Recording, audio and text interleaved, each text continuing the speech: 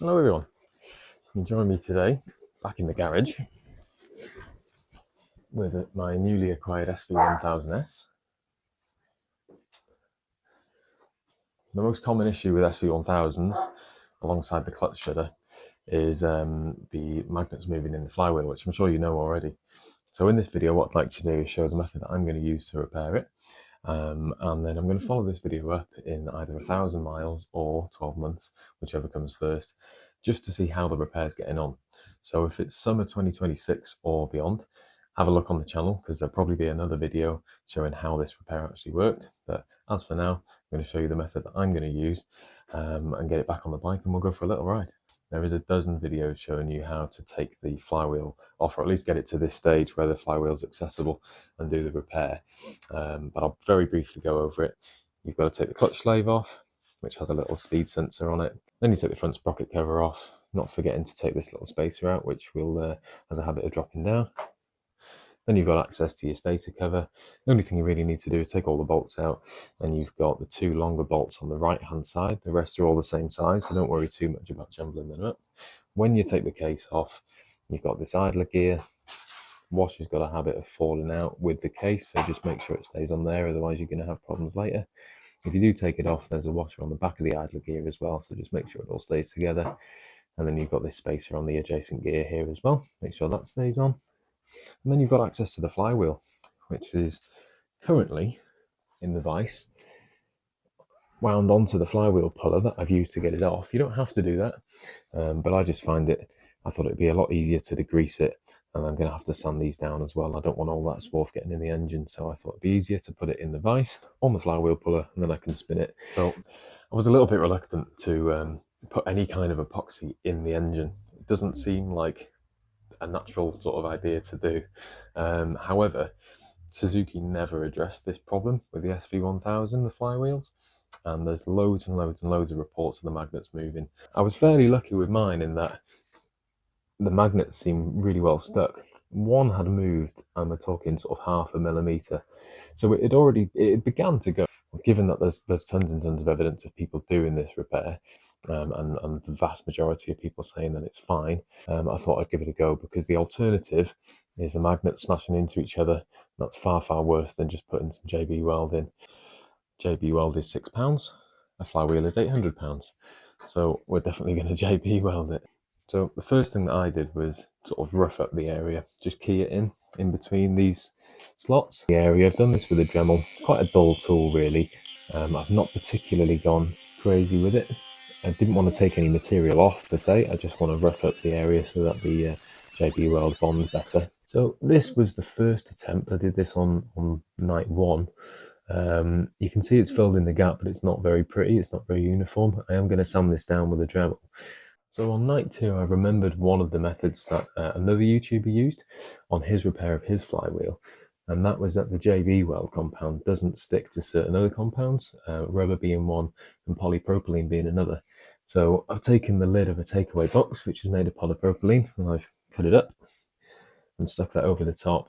Now that should, despite the fact it's bonded overnight, that should just lift straight off and give me a more uniform surface on top. And the nice benefit of doing that is that you can actually smush the JB Weld down into the gap.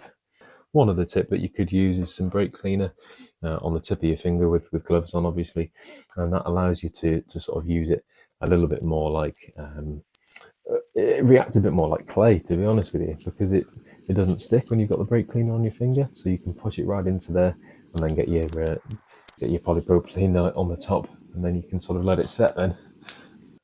So this is set overnight. Let's see what it looks like. Yeah, there we go. Yeah, that's much better. A bit of overlap on that one, but all of this can be sanded down. I'm not too worried about it, and I'll sand this down as well. So on a quick note, there is one thing that I've noticed with the repair, and I've seen this on some of the forum posts as well. The earlier SV1000 flywheels have these holes, and these holes correspond with the gaps in the magnets.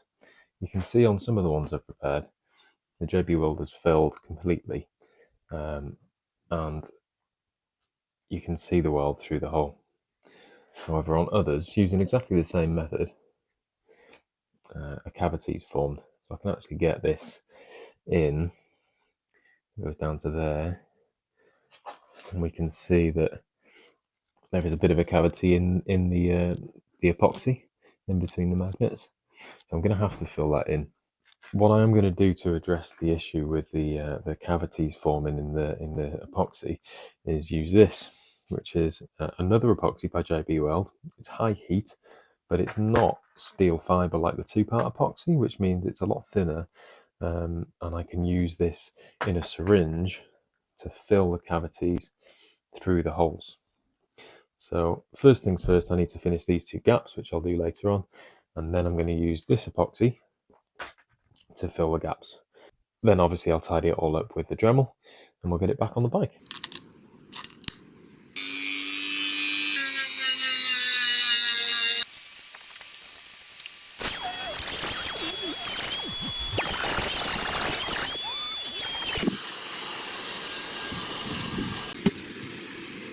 So this is the finished result. After sanding down, cleaning it all back up. Could be a bit neater on the outsides, but it's not exactly on the show. So long as it's filling the gaps in the magnets and it's not porous and going to let oil in and sort of free off the JB Weld, then happy days. You'll notice that I've numbered the gaps, and that's because I'm going to take some measurements with a micrometer on each gap here, just so that I've got something to go against when I come back to it in a year's time or 1,000 miles. There's obviously variables at play, placement of where the micrometer is and variation in the surface of the JB Weld from spot to spot, but I'll try and be as accurate as I can between all 6 of them, and then at least there's something to go off next time other than just the visual check.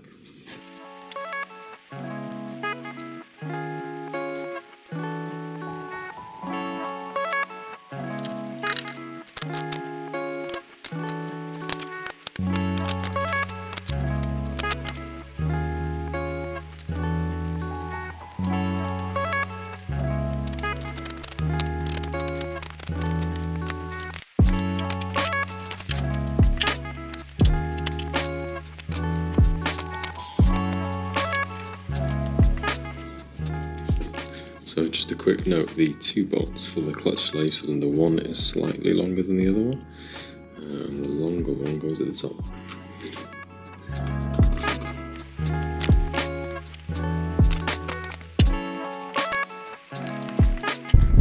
So I've managed to get out for a slightly blustery evening ride just before the sun sets, just to make sure everything works, so let's go for a ride.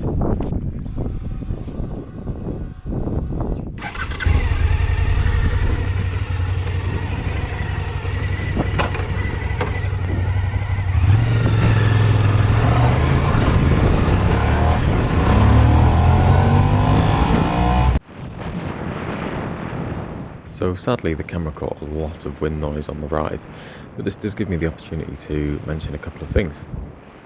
The starter gear on the back of the flywheel that goes into the sprag clutch had a little bit of back and forth play, which I wasn't entirely sure was meant to be there. So I took the flywheel back off and had a look at the woodruff key, and it looked like it was slightly canted down and not in fantastic shape. So given that they're only £3, I actually changed it. Refitted the flywheel, torqued it up to 140 Newton meters following the manual, and that play was there again. So given that nothing's changed with the crank or the flywheel, and I know it's fitted correctly, I assume that that's correct. The other thing that I'd like to do to this bike is balance the throttle bodies. I'm going to do that probably as the winter draws in now. So if anybody wants to see a video on doing that, I'm interested in making one. Just let me know in the comment section. So with that, I'll say thanks for watching the video, and I'll leave you with a little bit of riding footage.